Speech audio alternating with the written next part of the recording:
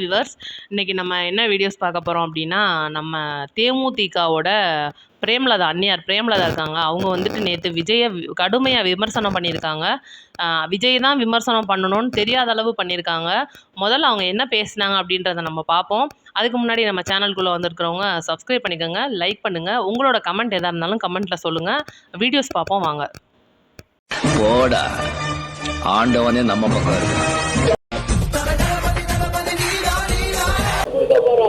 20 வருஷமா எவ்வளவு மாநாட பார்த்தாச்சு, பொதுக்கூட்டம் ஆர்ப்பாட்டத்தை பார்த்தவங்க நாங்க. இன்னொருத்தர் போய் நாங்க எதுக்கு மனு கொடுக்க போறோம், கோரிக்கை வைக்கிறோம்? அதெல்லாம் கிடையாது. என்னைக்குமே அப்படி நடக்காது. நாங்களாதான் இருக்கிறோம். எனவே அவங்களே தேர்த்தி வச்சாங்க, அது தானாவே மாறப்பட்டது. சொல்லுங்க, அதிலே இருக்கிறீங்க. ஜனவரி 9 வரைக்கும் வெயிட் பண்ணுங்களேன், சொல்றோம் நாங்களே. ஆமா, வெயிட் பண்ணுங்க. ஏன் இப்ப பொறுத்துக்க முடியலையா? எங்களை விட நீங்க ரொம்ப ஆர்வமா இருக்கீங்களா?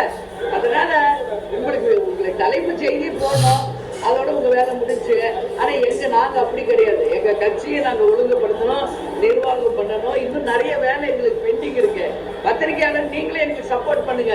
எப்ப பாரு அந்த ஒரே வேர்டு கூட்டணி கூட்டணி, அதை விட்டு மக்கள் பிரச்சனையை கேளுங்க, தமிழ்நாட்டில் இருக்கிற பிரச்சனைகளை கேளுங்க. நான் சந்தோஷமா பதில் சொல்றேன். அதே மாதிரி ஒரே விஷயம், யாரும் கேப்டனுடைய படத்தை எந்த கட்சியா இருந்தாலும் பயன்படுத்த கூடாது என்பதை இந்த பிரஸ் மீட்ல நான் சொல்றேன். ஏன்னா நாங்க இன்னைக்கு ஒரு அரசியல் கட்சி, எங்கள் தலைவர் கேப்டன்.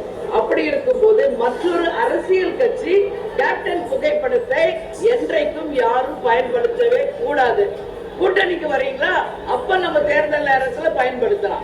தனிப்பட்ட முறையில கேப்டனுடைய புகைப்படத்தை எந்த அரசியல் கட்சியும் பயன்படுத்த கூடாது அப்படின்றத இந்த வேலூர்ல இந்த பிரஸ் மீட் மூலமா நான் தெரிவிக்கிறேன். இதை நீங்க எல்லாருக்கும் நீங்க கேட்டீங்க ரத யாத்திரைன்னு. இன்னைக்கு குடியாத்தத்துல கேப்டனுடைய ரத யாத்திரை தொடங்கப்படுகிறது. வீடியோ பார்த்துருப்பீங்க. இதில் அவங்க சொல்ல வர்றது என்ன அப்படின்னு நம்ம பார்த்தோன்னா, தேதி ஒரு பத்திரிக்கையாளர் கேட்டிருப்பாரு. இந்த மாநாட்டு தேதி விஜய் அண்ணனோட தேதி ஒன்று அறிவிச்சிட்டு இப்போ மாற்றிருக்காங்க, அதை பற்றி என்ன நினைக்கிறீங்கன்னு சொல்லி கேட்டிருப்பாரு. அதுக்கு அவங்க என்ன பதில் சொல்லியிருக்காங்கன்னு பார்த்துருப்பீங்க. அவங்களோட தேதி, அதுக்கு காவல்துறை பணியும் கொடுக்க முடியாதுன்னு சொல்லிட்டாங்க, விநாயகர் சதுர்த்தி வருதுன்னு சொல்லிட்டாங்க, அதுக்கு நாங்கள் என்ன பண்ண முடியும்னு சொல்லியிருக்காங்க. ஆனால் எங்கே போனதுக்கப்புறம் இந்த மாதிரி ஒரு பதில் வந்துருச்சுன்னு உங்களுக்கே தெரியும். அதை நம்ம போக போக வீடியோவில் பார்ப்போம். ரெண்டாவது விஜயகாந்த் ஐயா அவர்களோட படத்தை எந்த ஒரு கட்சி தலைவர்களும் எந்த ஒரு அரசியல் சார்ந்த கட்சியும் பயன்படுத்தக்கூடாதுன்னு சொல்லியிருப்பாங்க. அது உண்மைதான். அது அவங்களோட கட்சி தலைவர், அவங்க பயன்படுத்தக்கூடாதுன்னு சொல்றாங்க. இதுக்கு முன்னாடி தன்னோட கட்சி சார்பாக கூட்டணி பேச விஜய் அவர்களோட சந்தித்த பிரேமலதா அவர்கள், எங்க வீட்டு பிள்ளை, ஏன் தம்பி அப்படின்னு சொல்லி எங்களோட உறவுன்னு சொல்லி கொண்டாடின ஒரு அண்ணியார் ஏன் இன்னைக்கு இந்த மாதிரி பேசினாங்க, அவங்க எங்க போனதுக்கப்புறம் இந்த மனமாற்றம் வந்திருக்குன்றதை பற்றி தான் நம்ம இந்த வீடியோவே பார்க்க போகிறோம். ரெண்டாவது, அவங்களோட ஒரு கொள்கை தலைவர், அவங்களோட ஒரு கொள்கை தலைவரோட ஃபோட்டோவை நீங்கள் யூஸ் பண்ணிக்கோங்க. எங்களோட விஜயகாந்த் ஐயாவோட படத்தை உங்களுக்கு அனுமதி இல்லைன்னு சொல்லிட்டாங்க. எங்களோட தேதியை மாற்றுறதுக்கும் அவங்க நிறையா வேலையெல்லாம் குறுக்குத்தனமாக பார்த்துருக்காங்க. அது நம்ம சொல்லி தான் ஆக வேண்டியிருக்கு. ஏன்னா இந்த இடத்துல அவங்கள சொல்கிறதுக்கு வேலை இல்லை. நாங்கள் எத்தனையோ மாநாடை பார்த்துருக்கோம், எத்தனையோ பொதுக்கூட்டத்தை பார்த்துருக்கோம்னு சொல்லி அவங்க ஆல்ரெடி பேட்டி கொடுத்துருக்காங்க. இந்த இடத்துல அவங்க சொல்ல வர்றது என்னன்னு பார்த்தா, எங்களோட கூட்டணிக்கு வாங்க, எங்களோட கூட்டணிக்கு வந்துட்டு எங்களோட தலைவரோட படத்தை நீங்கள் பயன்படுத்துங்க, எங்களோட விஜயகாந்த் ஐயாவோட பேரை நீங்கள் யூஸ் பண்ணிக்கங்கன்னு சொல்கிறாங்க.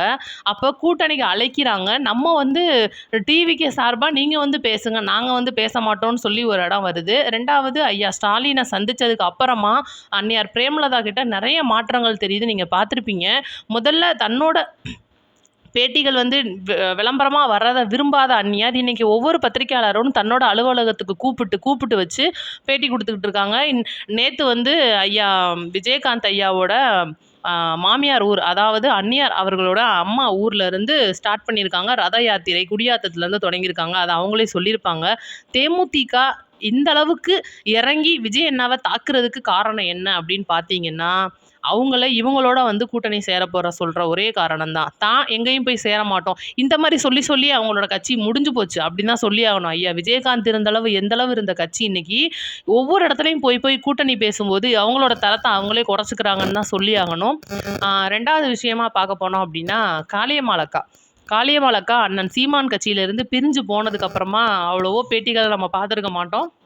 ஆனா, அவங்க சொல்ற ஒரே விஷயம் என்ன அப்படின்னு நம்ம பார்த்தோம்னா, எங்களோட அந்த ஒரு இனத்துக்கு யார் வந்து மரியாதை குடுத்து, யார் அவங்களுக்கான ஒரு சலுகைகள் வாங்கி தர்றாங்களோ, அவங்களோட தான் நாங்க கூட்டணி வச்சுப்போம்ன்னு சொல்லி அக்கா ஏற்கனவே சொல்லியிருப்பாங்க. இந்த வகையில பார்த்தோம் அப்படின்னா, கண்டிப்பா அவங்க தாவேகாவோட இணையறதுக்கு அதிகமா வாய்ப்பு இருக்குன்னு சொல்லியிருக்காங்க. ஏன்னா, இத ஒரு இடத்துல சீமான் அண்ணனே வந்து சொல்லியிருப்பாரு. தாவேகாவோட போய் இணைய போற காளியம்மாக்கு பதிலடின்னு சொல்லிட்டு நம்ம ஏற்கனவே அதெல்லாம் நியூஸ்ல நெறையா பார்த்துருப்போம். கண்டிப்பா தாவேகா அப்படின்ற கட்சியோட கண்டிப்பா வந்து நம்ம காளியம்மாக்கள் இணைய போறாங்கன்றத தான் நம்ம பார்த்தாகணும். ஏன்னா, இன்னைக்கு மீனவர் சமூகத்துக்கு விஜய் அண்ணா வந்து நெறைய பேசியிருக்காரு. அவங்களோட அந்த படகு பிரச்சனைலாம் கூட வந்திருந்துச்சு நம்ம பார்த்துருப்போம். அதுக்கெல்லாம் கூட அண்ணன் அறிக்கையா விட்டு குரல் குடுத்திருப்பாரு. கண்டிப்பா காளியம்மாள் அக்காள் தாவேகாவுல இணையறதுக்கு அதிக வாய்ப்பு இருக்குன்னு நம்ம சொல்லி தான் ஆகணும். ஆ இத நம்ம சேனல் வந்து ஏற்கனவே நம்ம சொல்லியிருக்கோம். தாவேகாவோட காளியம்மாக்கள் இணைய போறத நம்ம ஏற்கனவே பேசியிருப்போம். அடுத்து போக போக நடக்கிறத பார்க்கலாம். 2வது மாநாடு விஷயத்த பத்தி நம்ம பேசப் போறோம். மாநாடு விஷயத்துல பார்த்தோம் அப்படின்னா, அவ்வளோதான் பணிகள் முடிஞ்சிருச்சு. ஏன்னா ஆல்ரெடி வந்து சில சதிவேலைகள் காரணமா தேதிய மாத்திருக்காங்க. மாறுபட்ட தேதிகள்ல இருந்து இன்னைக்கு 21ஆம் தேதி அறிவிச்சு, வியாழக்கிழமை ஆகஸ்ட் 21 வியாழக்கிழமை போயிட்டுருக்கு வேலைகள். வேலைகள் நல்லா மும்பரமா முடிஞ்சு, விஜய் அண்ணன் நடந்து வர ரேம்ப் வேலை வந்து 95% முடிஞ்சிருச்சு. அந்த சீட்கள், அதாவது இருக்கைகள் அமைக்கிற பணி மட்டும் தான் நடைபெற்றுக்கிட்டு இருக்கு. 2வது அங்க ஒவ்வொரு நாளுமே வந்து அந்த ஒரு மாநாடு திடல் திருவிழாவா தான் காட்சியளிக்குது. ஏற்கனவே கூட அந்த குழந்தைங்களுக்கு பிறந்த நாள் கொண்டாடுற விஷயத்துலருந்து டெய்லி போய் அது ஒரு பார்க் மாரி ஆயிடுச்சு. ஒரு சுற்றுலா தலமா மாறிருச்சுன்னே சொல்லி ஆகணும் மதுரையில. அந்த வீடியோஸ் நம்ம நெறையா போட்டிருக்கோம் நம்ம சேனல்ல. பார்க்காதவங்க பாருங்க. மாநாட்டு திடலுக்கான வேலைகள் 95% முடிவு அடைந்தாலும், இன்னும் அந்த ஒரு சுங்கச்சாவடி பிரச்சனைன்னு சொல்லி ஒண்ணு இருக்கு. வாகன நிறுத்தங்கள் பிரச்சனை நெறையாவே இருக்கு. விக்கிரவாண்டியில நம்ம ஏற்கனவே பார்த்துருப்போம். ஏன்னா, என்னதான் அவங்க 200 ஏக்கர், 300 ஏக்கர் வாகனங்களுக்கு இடம் குடுத்திருந்தா கூட, அது கண்டிப்பா பத்தாது. அதுக்கு முன்னாடி ஒரு காலேஜ்ல பேசி, அதுக்கு பக்கத்துல சுங்கச்சாவடிக்கு முன்னாடி சில இடங்கள் பேசி, வாகனங்கள் நிறுத்துறதுக்கான ஒரு அனுமதி குடுத்துருக்காங்க. கார் வச்சிருக்கிற எல்லாருக்கும் நம்ம ஒரு சின்ன அட்வைஸா குடுத்துருந்தோம். தயவு செஞ்சு ஃபாஸ்டாக் போட்டுக்கங்க. உங்களோட கார ஒரு 1 கிலோமீட்டர், அதாவது எலியார்பத்திக்கு முன்னாடில நிப்பாட்டிட்டு நடந்து வர்றதுக்கான வழி பாருங்க. ஏன்னா, நீங்க மாநாடு முடிஞ்சதுக்கு அப்புறமா வந்து உங்களுக்கு அது ரொம்ப சிரமமா இருக்கும். நீங்க கொஞ்சம் முன்னாடியே நிப்பாட்டினீங்கன்னா ஈஸியா கிளம்பிரலாம். இல்ல வெளியூர்ல இருந்து இப்ப நம்ம கமெண்ட் பாக்ஸ்ல நெறைய பேர் கேரளாலருந்து வரதா சொல்லியிருக்கீங்க. சென்னை, பாண்டிச்சேரியிலேருந்து வரதா சொல்லியிருக்கீங்க. அவங்களுக்கெல்லாம் சின்ன அட்வைஸ் என்ன அப்படின்னா, நீங்க தயவு செஞ்சு நாள் வர்றது இருக்கட்டும். நீங்க தயவு செஞ்சு அதுக்கு முன்னாடியே நீங்க மதுரையில இருக்கிற ஏதாவது ஒரு லாட்ஜுக்கோ, இல்ல ரூமுக்கோ புக் பண்ணி உங்களோட ரூம புக் பண்ணிக்கங்க. ஏன்னா ஃபுல் ரூமும் வந்து புக் ஆயிட்டு இருக்கு. எல்லாமே சொல்லிட்டு இருக்காங்க. உங்களோட பாதுகாப்பு கண்டிப்பா டிவிகே கட்சிக்கு ரொம்பவே முக்கியம். நீங்க நல்லபடியா வந்து நல்லபடியா திரும்பணுன்றது எல்லாரோட ஆசையாவும் இருக்கு. அதனால தயவு செஞ்சு எல்லாரும் ஒரு முன்னேற்பாடோட வந்துட்டீங்க அப்படின்னா நல்லாயிருக்கும். அடுத்த வீடியோல சந்திப்போம். அனைவருக்கும் நன்றி. தூங்கா நகரம் நோக்கி அழைக்கிறார் தலைவர். சொல்லுக்கும் குரலுக்கும் நல்லதொரு தலைமைக்கும் அணியணியாய் திரளும் பட்டாளம் தலைவர் விஜயை அரியணை ஏற்றட்டும். லைஃப்ல எதுவும் டிசப்பாயிண்ட் ஆகாதீங்க. வெற்றி தோல்வி ரெண்டுமே ஈக்குவலா பேலன்ஸ் பண்ணி போக கத்துக்கிட்டாலே போதும். தோல்வி நம்ம கிட்ட வர்றதுக்கே பயப்படும். Success is never ending.